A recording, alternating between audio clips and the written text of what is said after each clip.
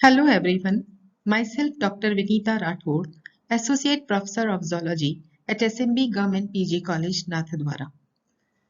In the earlier video on biogeochemical cycles, part 1, we have studied the hydrological cycle. In the second part of this biogeochemical cycles, we will study about nitrogen cycle in the ecosystem. Nitrogen cycle. The cycling of nitrogen between abiotic and biotic systems is called nitrogen cycle. It is a gaseous cycle in which the main reservoir of nitrogen is present in atmosphere. Biogeochemical cycle by which nitrogen is converted into various chemical forms as it circulates among the atmosphere, terrestrial and marine ecosystems. Conversion of nitrogen can be carried out through both by the biological process or by the abiological or the physical process. Majority of the Earth's atmosphere is nitrogen. In atmosphere, almost 78% part is made up of nitrogen. However, this atmospheric nitrogen has limited availability for biological use and this form is relatively non-reactive and unusable by plants. हमारे वातावरण में लगभग 78% nitrogen विद्यमान है।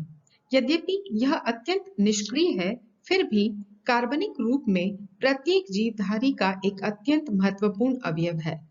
Nitrogen protein, nucleic acid, vitamin एवं अन्य जीवन संबंधी अणुओं में पाया जाता है। यह निष्क्रिय नाइट्रोजन गैस नाइट्रोजनी कार्बनिक पदार्थ का रूप धारण करती है। नाइट्रोजन का स्थिरीकरण या यौगिकीकरण द्वारा जो कि कुछ जीवाणुओं की विधियां वायुमंडल की निष्क्रिय नाइट्रोजन गैस को अमोनिया के रूप में स्थिर करने में सक्षम होती है।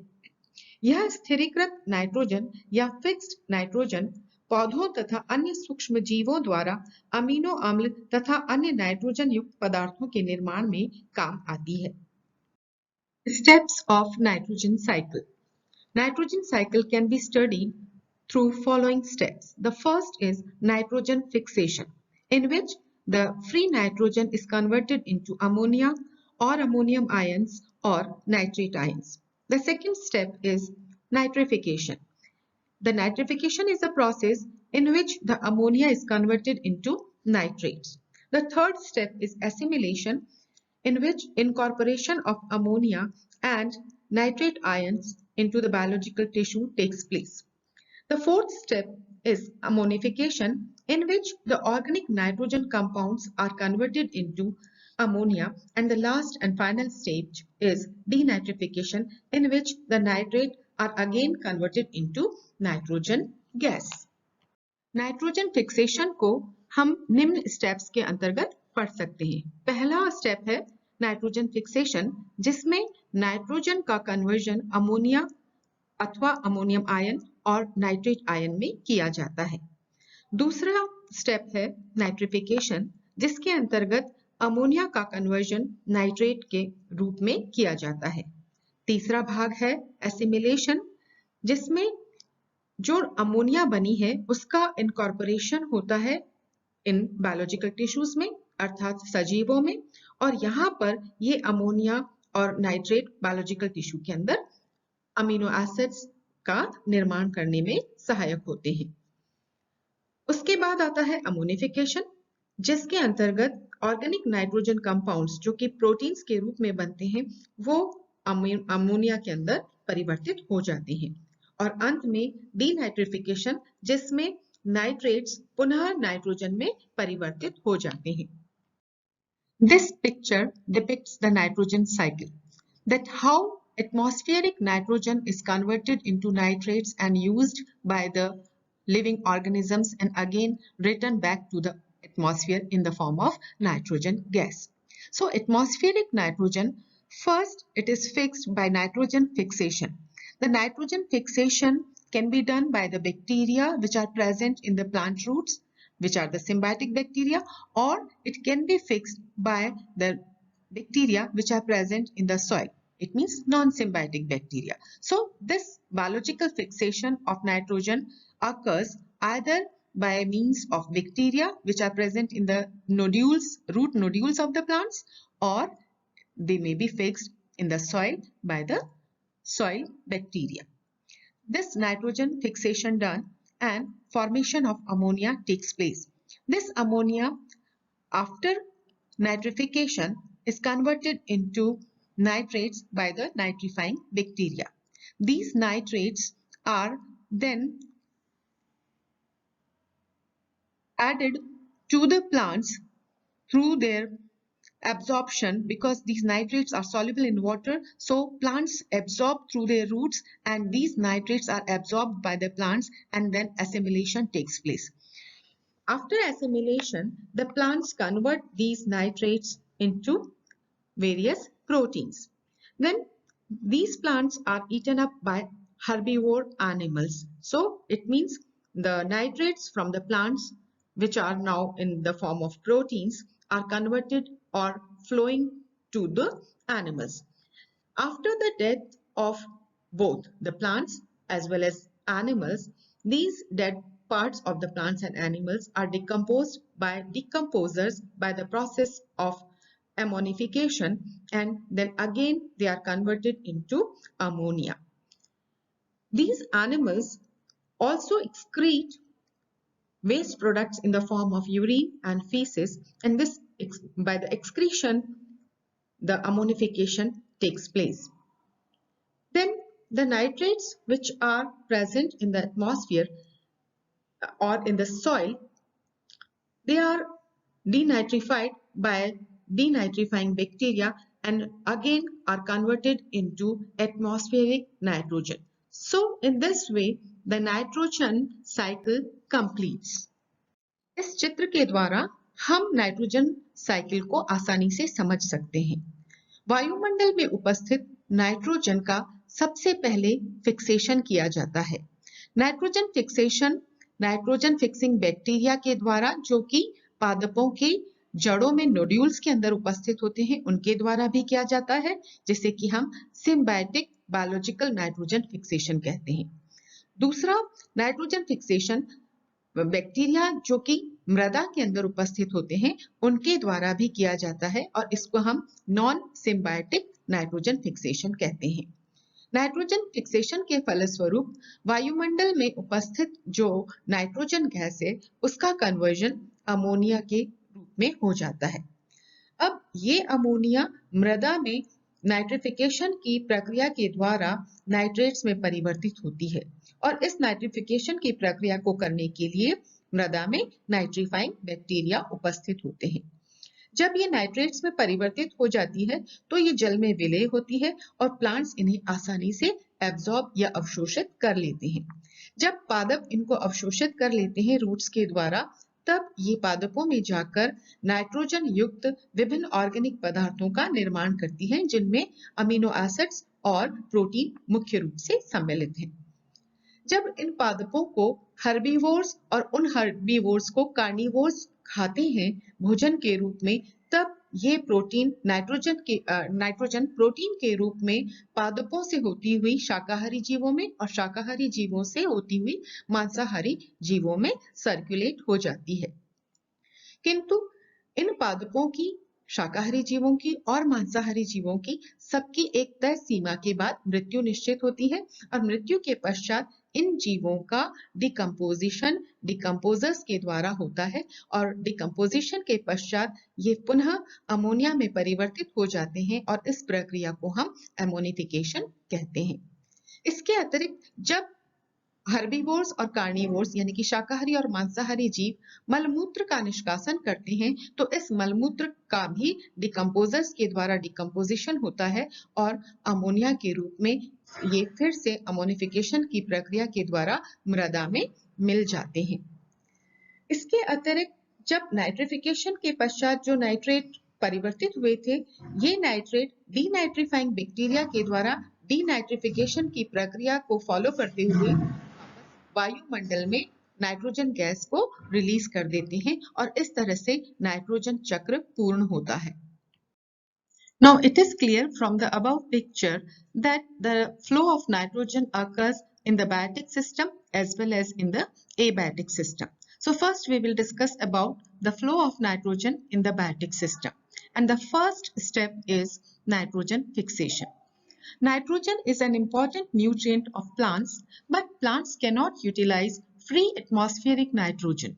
They obtain nitrogen from ammonium salts, nitrites, and nitrates. These compounds are formed from atmospheric nitrogen by a process which is called as the nitrogen fixation.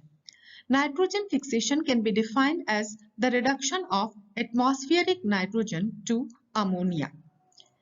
It is a process by which atmospheric free nitrogen is converted into soluble salts like nitrites and nitrates, and this nitrites and nitrates are the form which can be used by the plants, so they can be termed as the usable forms of the nitrogen.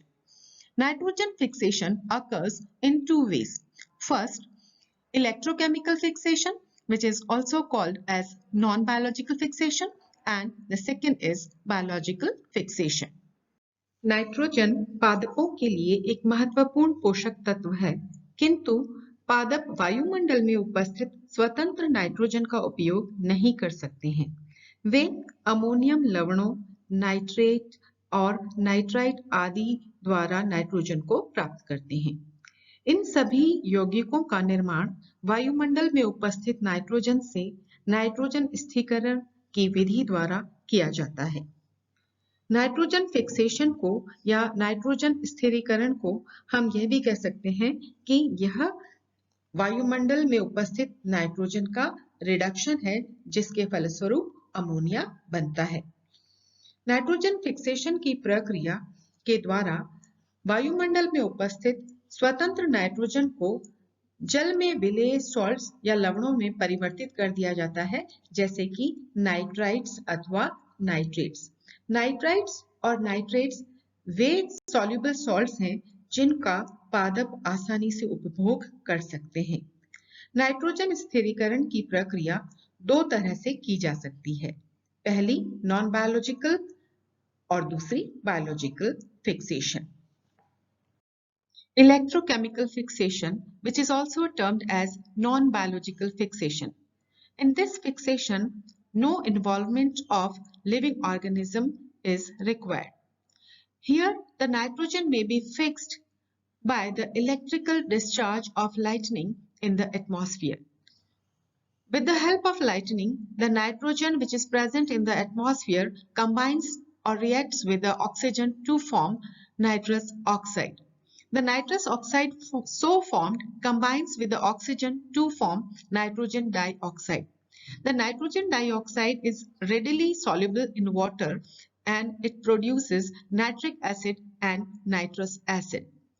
These acids readily release the hydrogen forming nitrate and nitrite ions. The nitrate can be readily utilized by plants and microorganisms. The nitric acid is converted into hydrogen ion and nitrate ion, and the nitrous acid is converted into hydrogen ion and nitrite ions. These nitrate ions and nitrite ions are easily be used by plants. Nitrogen का स्थिरीकरण non biological विधि के द्वारा जब होता है तो उसको हम नॉन बायोलॉजिकल स्थिरीकरण या अजैविक स्थिरीकरण अथवा इलेक्ट्रोकेमिकल स्थिरीकरण भी कहते हैं। इस प्रक्रिया के दौरान जब बिजली चमकती है तब वायुमंडल में उपस्थित नाइट्रोजन गैस ऑक्सीजन से अभिक्रिया करके नाइट्रस ऑक्साइड का निर्माण करती है। यह नाइट्रस ऑक्साइड वायुमंडल में उपस्थित ऑक्सीजन से क्रिया करके नाइट्रोजन डाइऑक्साइड बनाता है। नाइट्रोजन डाइऑक्साइड जल में विलेय होती है और जल में घुलकर इसके द्वारा नाइट्रिक एसिड तथा नाइट्रस एसिड का निर्माण हो जाता है। इन दोनों एसिड्स के द्वारा आसानी से हाइड्रोजन को रिलीज कर दिया जाता है, जिसके फलस्वरूप ये नाइट्रेट आयन और नाइट्राइट आयन में परिवर्तित हो जाते हैं। नाइट्रेट आयंस और नाइट्राइट आयंस ऐसे आयन्स हैं जिनको पादप और माइक्रो ऑर्गेनिजम्स आसानी से उपभोग कर सकते हैं। Biological fixation. Nitrogen fixation can only be done biologically by a small and highly specialized group of microorganisms in presence of the enzyme nitrogenase, which catalyzes the reduction of nitrogen gas in atmosphere to ammonia. The ammonia is now combined with the organic acids to form amino acids and proteins. Biological fixation may be of two types. It may be symbiotic biological fixation or it may be non-symbiotic biological fixation. So first we will discuss about symbiotic nitrogen fixation. Symbiotic nitrogen fixation refers to the fixing of nitrogen by microorganisms which are called as symbiotic nitrogen fixers while growing in association with a host plant. Both the plant and the microorganisms are benefited from this relationship, and that is why this fixation is termed as symbiotic nitrogen fixation. जैविक स्थिरीकरण. Nitrogen का जो स्थिरीकरण सजीवों के द्वारा अर्थात सूक्ष्म जीवों के द्वारा किया जाता है उसे हम बायोलॉजिकल फिक्सेशन या नाइट्रोजन का स्थिरीकरण कहते हैं। इस प्रक्रिया के दौरान जो फ्री नाइट्रोजन वायुमंडल में उपस्थित होती है उस वायुमंडल की निष्क्रिय नाइट्रोजन गैस को अमोनिया के रूप में स्थिर कर दिया जाता है इन छोटे छोटे माइक्रो ऑर्गेनिजम्स या जीवाणुओं के द्वारा। यह स्थिर नाइट्रोजन अब पादपों तथा अन्य सूक्ष्म जीवों द्वारा अमीनो अम्लों तथा नाइट्रोजन युक्त पदार्थों के निर्माण में काम आती है। नाइट्रोजन का जैविक स्थिरीकरण दो विधियों के द्वारा किया जा सकता है, सिम्बायोटिक नाइट्रोजन फिक्सेशन अथवा non symbiotic nitrogen fixation. Symbiotic nitrogen fixation वह विधि है जिसमें जो माइक्रो ऑर्गेनिजम्स हैं वे पादपों के साथ उनके साथ सहजीवन व्यतीत करते हैं और जिसके फलस्वरूप पादपों को और इन सूक्ष्म जीवों को दोनों को एक दूसरे से लाभ मिलता है। एक दूसरे के साथ रहने से यह सहजीवी कहलाते हैं। The most widely known example of such a symbiotic association is found between Rhizobium bacteria and leguminous plants such as soybean, pea plant and alfalfa. This bacteria infects the plant's root and it forms nodules in the roots of these leguminous plants. The bacteria within this nodule fix nitrogen and make it available to the plant. 70% of all the nitrogen which is fixed in the world is fixed through this process of biological fixation. Symbiotic nitrogen fixers are associated with the plants and provide the plant with nitrogen in exchange for plant's carbon energy source and a protected home. It means both the plant as well as the microorganism are benefited by this symbiotic relationship. The plant get freely available nitrogen in the form of nitrates, and these microorganisms use the plant's food material or the carbon, which is the energy source for their development, and these microorganisms, as they live in the nodules which are formed in the roots of these leguminous plants, they feel protected in these plants. So both are having symbiotic relationship and benefited from each other. सहजीवन का सर्वोत्तम उदाहरण rhizobium bacteria तथा दलहनी पौधों के द्वारा प्रदर्शित किया जाता है। दलहनी पौधे नाइट्रोजन की सीमित मात्रा होने की दशा में भी उग और पनप और बढ़ सकते हैं क्योंकि ये नाइट्रोजन स्थिरीकरण करने वाले जीवाणुओं राइजोबियम के साथ सहजीवन स्थापित करते हैं। ये जीवाणु अपनी एवं दलहनी फसलों की वृद्धि के लिए वायुमंडल की नाइट्रोजन को भूमि में स्थापित करते हैं। जब ये पौधे मर जाते हैं तो उनकी नाइट्रोजन मिट्टी में मिल जाती है और इस प्रकार मृदा की उर्वरता में भी वृद्धि का द्योतक होती हैं। Non symbiotic nitrogen fixation. Non-symbiotic nitrogen fixation is carried out by free-living bacteria and blue-green algae in soil, and that is why they are called as free-living nitrogen fixers, and their fixation is called as non-symbiotic nitrogen fixation. The amount of nitrogen fixed by these organisms is much less than the amount which is fixed by the symbiotic nitrogen fixation. Free-living nitrogen fixers that generate ammonia for their own use include bacteria, Azospirillum, Azotobacter, and Clostridium. 30% of all the nitrogen which is fixed in the world is fixed by this non-symbiotic nitrogen fixation. The fixed nitrogen is absorbed by plants through the root system and it is incorporated into the proteins. When herbivores feed on these plants, the nitrogen flows into the body of herbivorous animals, and from herbivores, the nitrogen flows in the carnivores through food chain. गैर सहजीवी nitrogen स्थिरीकरण. गैर सहजीवी nitrogen स्थिरीकरण स्वतंत्र जीवी जीवाणुओं तथा नील हरित शैवालों के द्वारा किया जाता है. इन स्वतंत्र जीवी जीवाणुओं और नील हरित शैवालों को हम स्वतंत्र जीवी नाइट्रोजन स्थिरीकारक भी कहते हैं. इनके द्वारा सहजीवी नाइट्रोजन स्थिरीकरण से कम मात्रा में नाइट्रोजन स्थिरीकृत होती है. स्वतंत्र जीवी नाइट्रोजन स्थिरीकारक स्वयं के उपभोग हेतु अमोनिया का उत्पादन करते हैं. इन जीवों में प्रमुख रूप से बैक्टीरिया यानी कि जीवाणु, एजोस्पाइरिलियम, एजोटोबैक्टर और क्लोस्ट्रोडियम इत्यादि हैं. इनके द्वारा संपूर्ण विश्व में जो नाइट्रोजन फिक्स की जाती है उसका केवल मात्र 30% भाग ही स्थिरीकृत किया जाता है. ज्यादातर भाग सहजीवी नाइट्रोजन स्थिरीकरण के द्वारा ही स्थिर होता है. उक्त स्थिर नाइट्रोजन का उपयोग पादप अपने जड़ तंत्र के द्वारा करके उसे प्रोटीन बनाने में प्रयुक्त करते हैं. इन पादपों को फिर शाकाहारी जीवों के द्वारा भोजन के रूप में ग्रहण किया जाता है. अर्थात अब नाइट्रोजन पादपों से होती हुई शाकाहारी जीवों के शरीर में प्रविष्ट हो जाती है.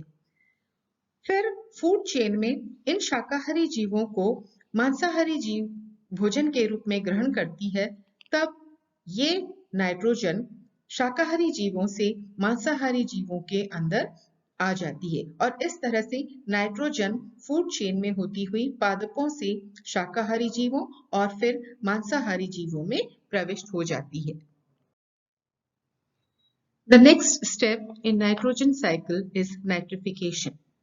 Nitrification is a process by which the conversion of ammonia into nitrate takes place. It is performed primarily by soil-living bacteria and other nitrifying bacteria. For example, Nitromonas, which converts ammonia to nitrites, and Nitrobacter, which converts nitrite to nitrate.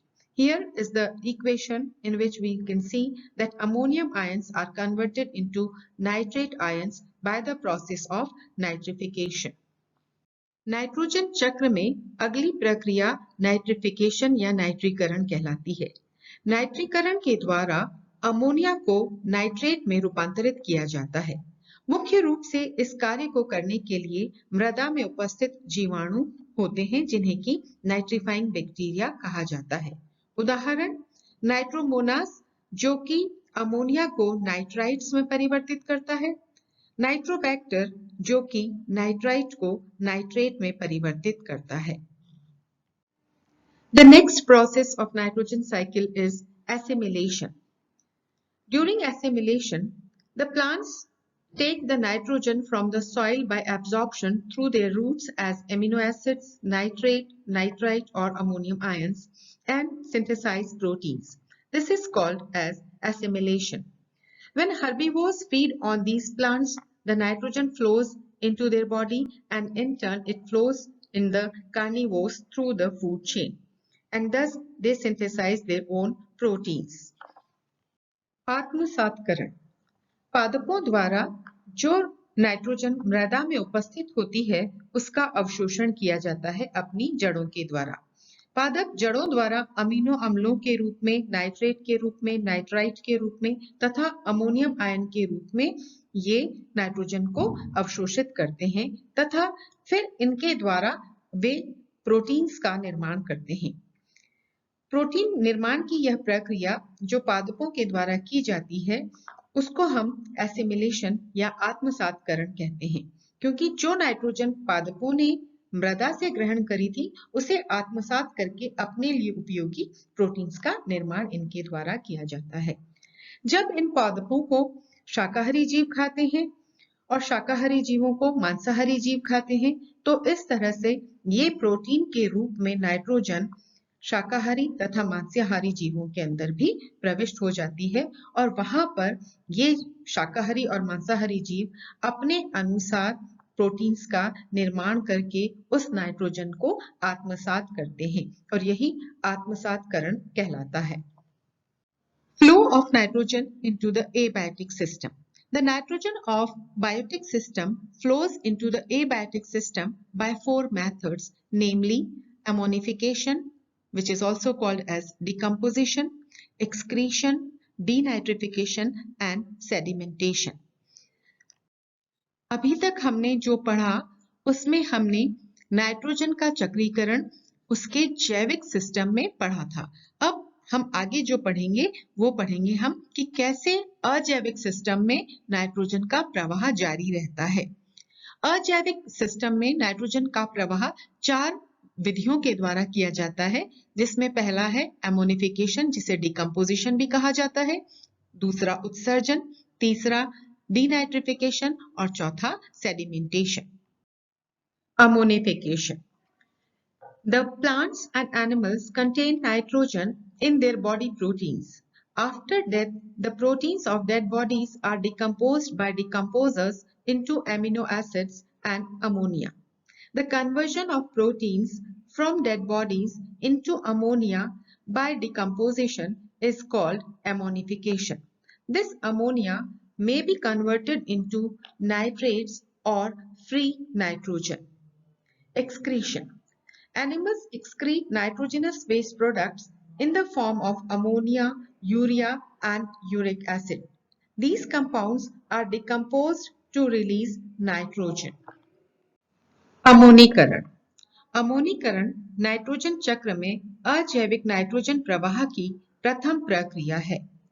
सभी पादपों एवं जंतुओं में उनके शरीर में nitrogen उपस्थित होता है प्रोटीन्स के रूप में। प्रत्येक जीव की मृत्यु के पश्चात जो इनकी बॉडी में प्रोटीन उपस्थित है वो डिकम्पोजर्स के द्वारा डिकम्पोज कर दिया जाता है और पुनः अमीनो अम्ल तथा अमोनिया में परिवर्तित कर दिया जाता है। प्रोटीन्स जो कि डेड बॉडीज में हैं, उनका पुनः अमोनिया में परिवर्तन की जो प्रक्रिया है उसी को हम अमोनीकरण कहते हैं। ये अमोनिया फिर से नाइट्रेट और फ्री नाइट्रोजन में परिवर्तित हो जाती है और नाइट्रोजन गैस के रूप में वायुमंडल में तथा नाइट्रेट के रूप में मृदा में जाकर के मिल जाती है और पुनः जैविक चक्र में प्रविष्ट होने के लिए तैयार हो जाती है।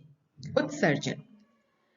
जब जितने भी जंतु हैं, जो भी वो भोजन ग्रहण करते हैं उसका पाचन भी करते हैं और उसके बाद उनके अंदर उत्सर्जन हेतु जो नाइट्रोजन युक्त अपशिष्ट पदार्थ निकलते हैं, जिनमें कि अमोनिया, यूरिया और यूरिक एसिड प्रमुख हैं। ये अमोनिया, यूरिया और यूरिक एसिड उत्सर्जन के द्वारा शरीर से बाहर जब निकलते हैं तो इन्हें भी मृदा में उपस्थित डिकम्पोजर्स के द्वारा डिकम्पोज कर दिया जाता है, जिसके फलस्वरूप ये भी स्वतंत्र नाइट्रोजन को रिलीज करते हैं और इस तरह से नाइट्रोजन पुनः वायुमंडल में समा जाती है। Denitrification. The conversion of nitrate into ammonia or free nitrogen is called as denitrification. This denitrification involves the conversion of nitrate to nitrogen gas in presence of low oxygen levels. Bacterial denitrification is done by the microbial organisms like denitrifying bacteria, for example, Pseudomonas and Clostridium. These bacteria utilize the oxygen present in the nitrate for the oxidation of carbohydrates. Sedimentation. Some amount of the nitrate is lost from the ecosystem by the process of sedimentation. Denitrification is accelerated under anaerobic conditions and high nitrogen inputs. Denitrification results in environmental pollution as it destroys ozone and also contributes to the global warming, since nitrous oxide do have a minor effect as a greenhouse gas. Through nitrification and denitrification, 10 to 20% of applied nitrogen is lost from the environment. विनाइट्रीकरण वातावरणीय nitrate का ammonia अथवा वायुमंडलीय आणविक nitrogen में परिवर्तन विनाइट्रीकरण कहलाता है। यह प्रक्रिया विनाइट्रीकारी जीवाणुओं के द्वारा की जाती है, जिनके उदाहरण हैं स्यूडोमोनास तथा क्लॉस्ट्रीडियम। विनाइट्रीकारी जीवाणु जो नाइट्रेट्स को वायुमंडलीय आणविक नाइट्रोजन में परिवर्तित करने में मदद करते हैं। ये इस प्रकार वातावरणीय नाइट्रेट्स की उपलब्धता को भी कम करते हैं तथा हवा की नाइट्रोजन मात्रा को बढ़ाने का कार्य करते हैं। सेडिमेंटेशन या अवसादन। वायुमंडल में उपस्थित नाइट्रोजन जो नाइट्रेट में परिवर्तित हुई थी, नाइट्रेट में परिवर्तित होकर पादपों के द्वारा काम में ली गई, उसके पश्चात पुनः वो मृदा में आकर के मिलती है और या स्वतंत्र रूप से नाइट्रोजन गैस के रूप में वायुमंडल में रिलीज हो जाती है। किंतु इस सब प्रक्रिया के बावजूद भी कुछ मात्रा में नाइट्रेट इकोसिस्टम में समाप्त हो जाते हैं या उनका लॉस होता है अवसादन की प्रक्रिया के द्वारा, अर्थात ये नीचे जाकर के तलहटी में जम जाते हैं और वायुमंडल तथा जो इकोसिस्टम में नाइट्रोजन की मात्रा चल रही होती है उस मात्रा को कम कर देते हैं। Here we can summarize the nitrogen cycle. The nitrogen which is present in the air is fixed by electrochemical fixation or by biological fixation through blue-green algae or nitrifying bacteria. After electrochemical fixation and biological fixation, the free nitrogen is converted into nitrate which comes in the soil. The nitrate which are present in the soil are absorbed by the plants, and this is called as symbiotic uptake by the plants. Then these plants are taken up by herbivores and carnivores through their feeding. These herbivores and carnivores excrete, and this excreta is decomposed, and after the death of plants, herbivores and carnivores, the dead bodies are also decomposed by decomposers. These decomposers decompose these organisms, and decomposition is done by ammonifying bacteria. All are then converted into ammonia. This ammonia then, with the help of nitrite bacteria, by the process of nitrification, are converted into nitrite. Then the nitrite are converted into nitrate with the help of nitrate bacteria, and uptake is done by the plants. So here we can see that how the nitrogen is moving in the biotic and the abiotic phase. The nitrate which is present in the soil with the help of denitrifying bacteria is again converted into nitrogen, which enters into the air, and it again is recirculated from the air to the soil and from the biotic to the abiotic media. So with this we finish the nitrogen cycle. In the next video we will discuss some other biogeochemical cycle. Thank you.